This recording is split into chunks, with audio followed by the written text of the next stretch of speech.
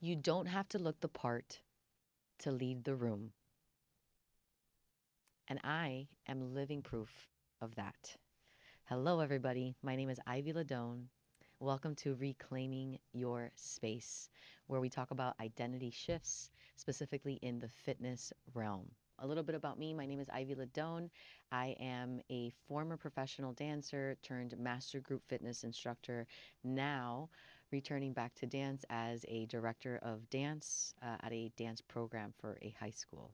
All right, so today I want to talk about if you notice, today's title is "I Don't Look Like Her: Becoming a Fitness Leader Without the Look."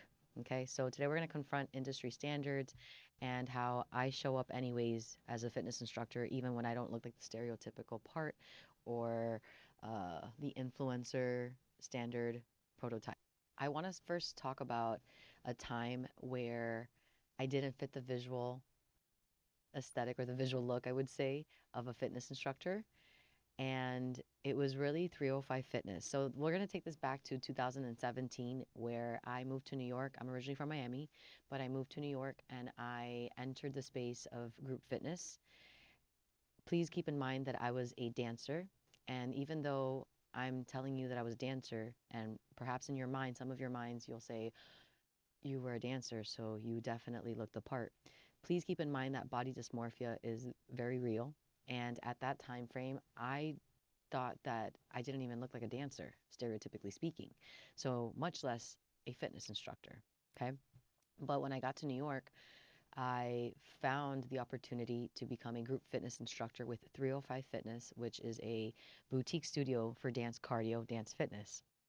And even if it was dance related, it was still more of the fitness approach to dance. And therefore, I was like, it was the imposter syndrome. Like, who am I to teach fitness to these people? I can teach dance and choreography and a 5, 6, 7, 8, but to tell them to squat, to tell them how low to squat, tell them their form, their posture, I didn't have the confidence because I didn't have the education really in the fitness capacity like that, but also because my body, again, body dysmorphia is real. I didn't think I would. I looked like a dancer, much less like a fitness instructor, just being honest. And then another time that perspective came in of like, oh gosh, who am I to lead, fitness, was at a festival that I was contracted to lead a dance cardio workout to over 200 people outdoors. And this was the Stronger Together Festival in 2024. Shout out to Stronger Together. Strengthen the city now. Strengthen the city. What's up, Lizel? Thank you so much for believing in me.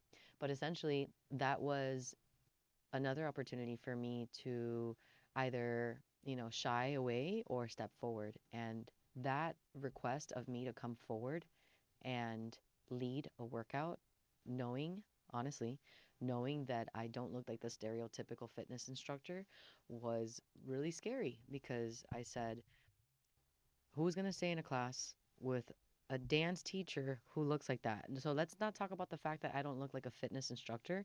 Like now I'm not just fitness, but I'm dance fitness, right? So like I don't look like a dancer, long, thin, like, right? And then I don't look like a fitness instructor, thin or muscular defined. I did at one point. Let's not take that away. Like I did. I did at some point, yes. But I'm talking about the last couple years.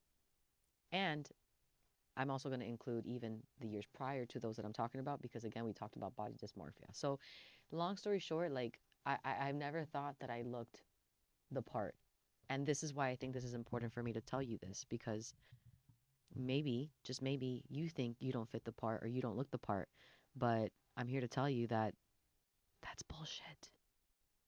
It's bullshit because if you know your stuff, if you know your craft, that's the most important thing. That is what you're actually teaching, leading with.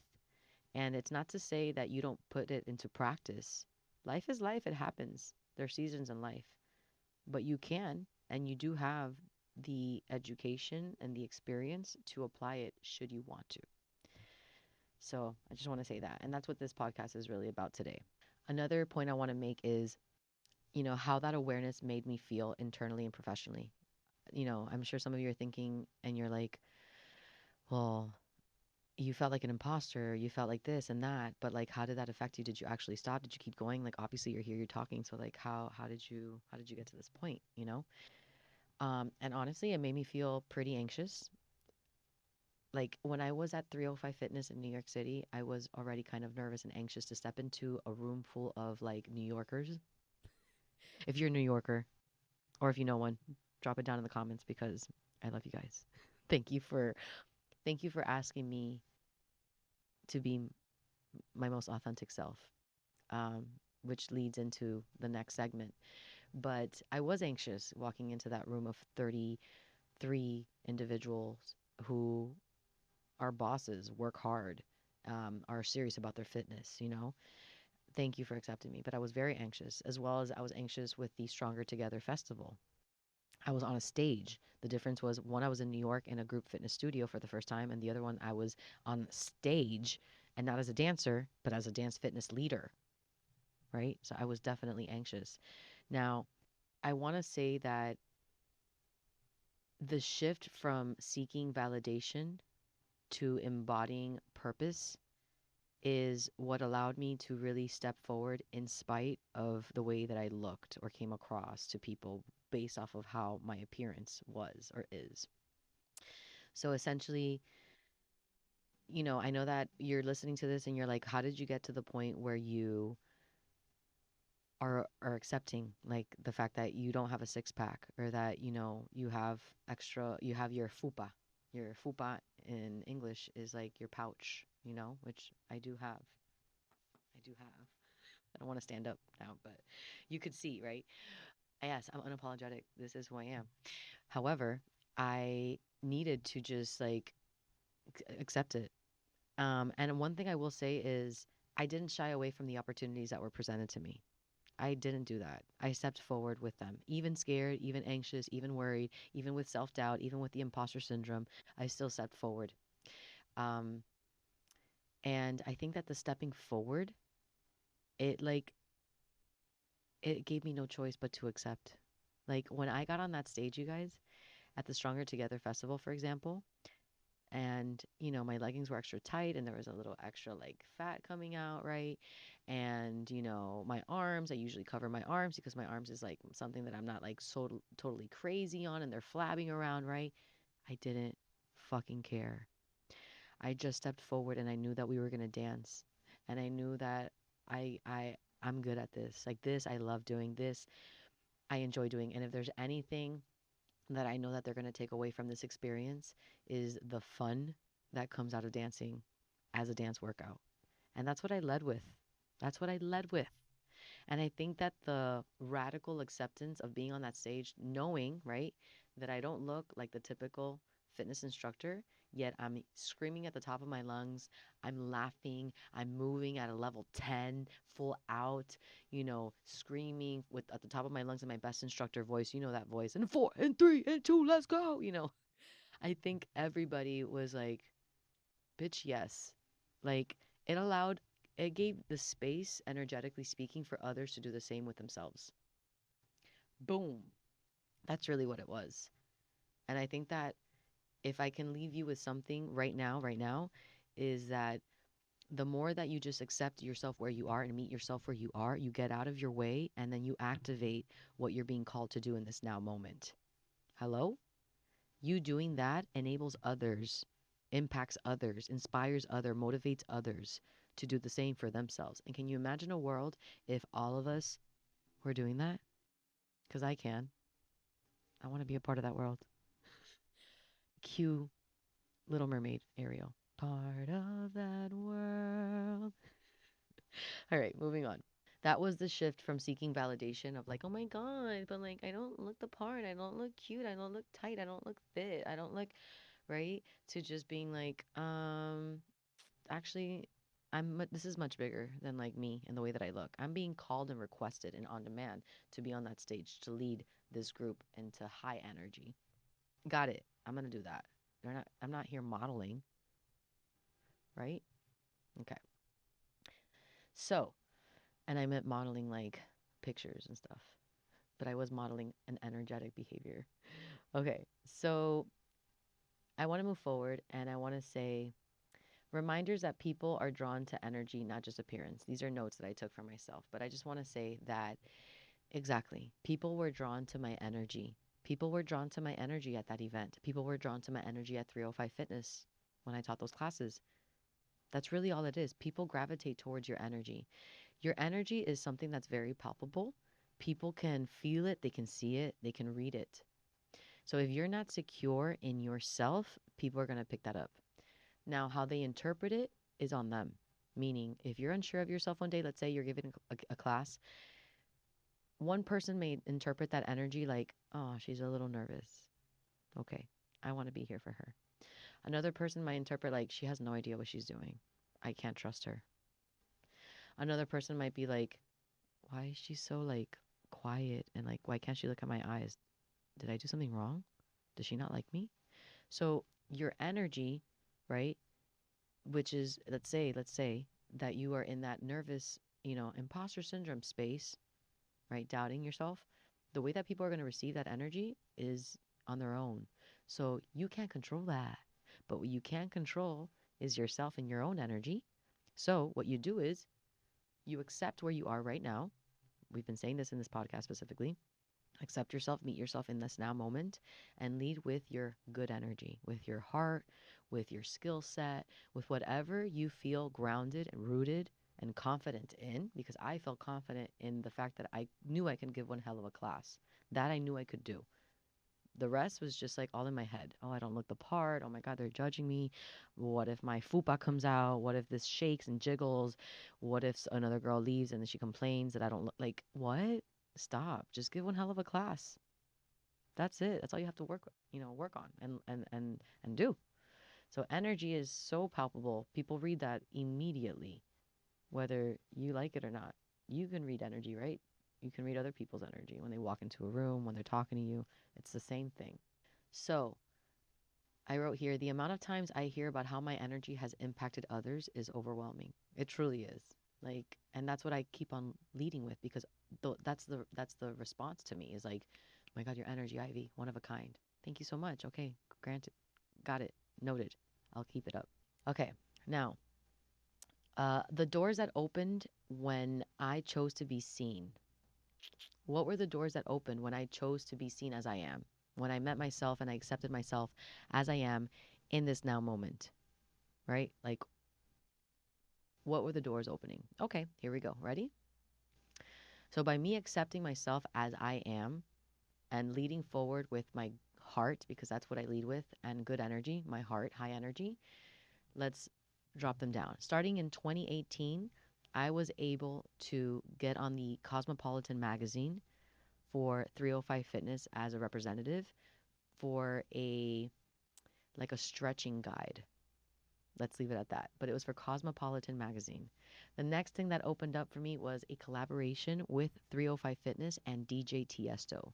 DJ Tiesto gave us a mix, a 36-minute mix, and the owner and creator of 305 left it up to me to create and direct a workout with his mix specifically handed to us.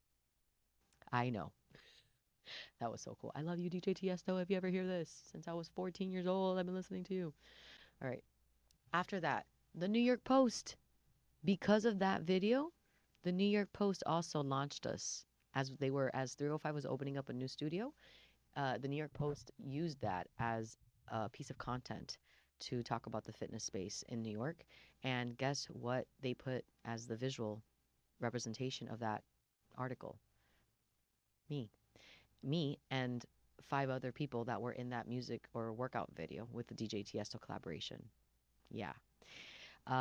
Following that, in 2019, I was contracted and scouted online to be part of NeoU. NeoU Fitness is an online platform, an online production platform for fitness, where it's an app people can get on there for memberships and take all of the classes that they want. I was an instructor on there. It was amazing. Moving forward into that, I was contracted for Stronger Together Festival, like I said, Strengthen the City in 2024. That same year, I was also contracted for Ban Deodorant, the green one, contracted with them, for them. Amazing. For one of their personal private parties. Really, really cool. And then last one that I'll mention, although there are so many, but last one I'll mention that was really cool was Body Effects. Similar to what NeoU is, an online production platform for fitness as an app. Body Effects does the same thing here in Miami, Florida, and I was contracted by them to be a lead instructor. So all of these opportunities opened up not because of one act, but by that one act being consistent. Every single time I showed up to my classes, every time I showed up to an event, every time an opportunity was granted or offered to me, I took it and I still stepped forward. And even in the face of sometimes fear or anxiousness or anxiety or worry or imposter syndrome, I still stepped forward because it's bigger than me. It's bigger than my weight. So I want to leave you with these tips, okay? Thank you so much for listening. Tip number one, based off of this video specifically, stop waiting to look the part. Start practicing the part. Stop waiting to look the part and then, doing your thing. No, no, no. Just start practicing the part. As you start to practice that, the rest will follow. Just so you know, my goal was to never look like a fitness instructor.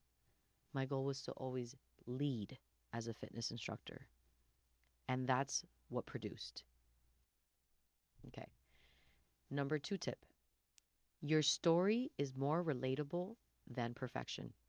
Your personal story, your mission, your journey, your self-development, what got you to this moment now where you're leading classes, that is way more real and palpable and more effective and continuing to help you lead these classes than like being perfect and setting yourself up for a standard.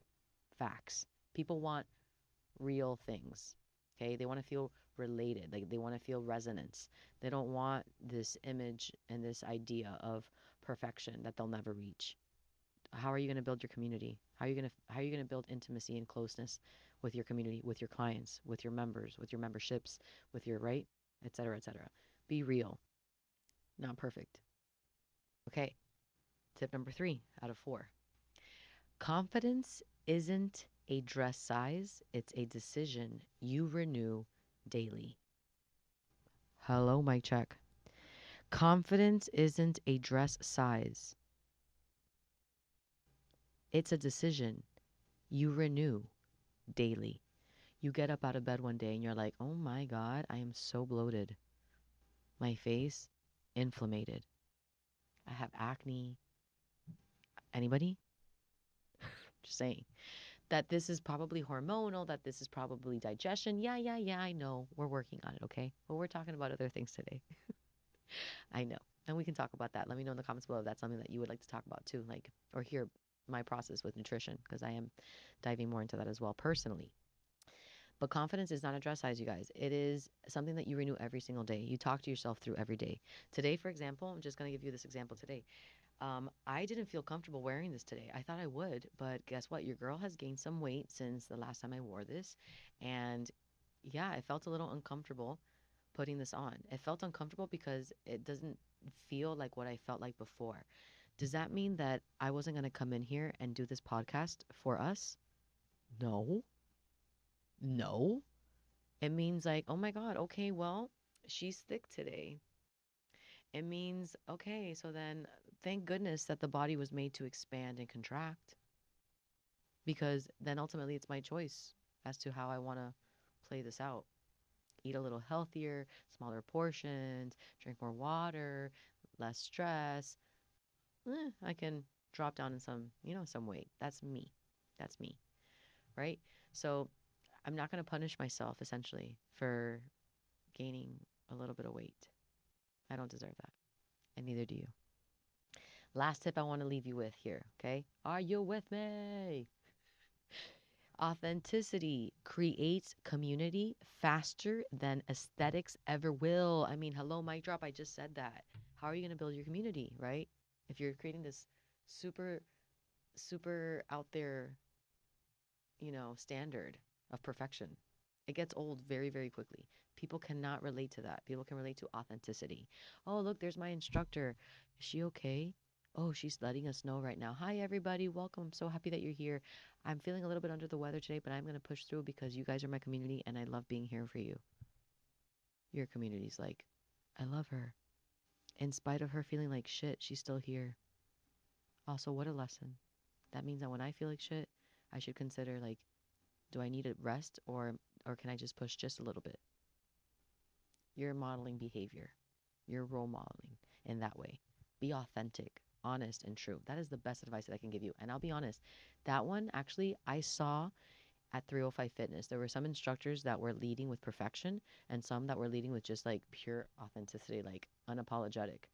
That for me was like, you are so powerful. You are just, wow, you're so cool and unique. I can do that too, though, but so can you. You can. And it is a practice. It is a practice. Thank you for listening to Reclaiming Your Space. My name is Ivy Ledon. If something resonated with you, I would love to hear from you. What is it that you're working on and how can I help you? I'm specifically doing these videos because I do want to build a community online around the world. Fitness is growing exponentially, which I'm so excited, proud, happy about. But I know that there's a lot of people who have interest in becoming fitness instructors. And I think that the imposter syndrome really gets in the way sometimes. So please tell me, what are you struggling with? What are you working on? And how can I help you? If you enjoyed this podcast, specifically this video, then please consider giving this a like because it tells me that you do. And I will definitely make more like this. If you're not subscribed to the channel, then what are you doing? Because we're going to talk about all these kinds of things and more. Until next time, you guys, stay strong, stay fierce, and stay in love.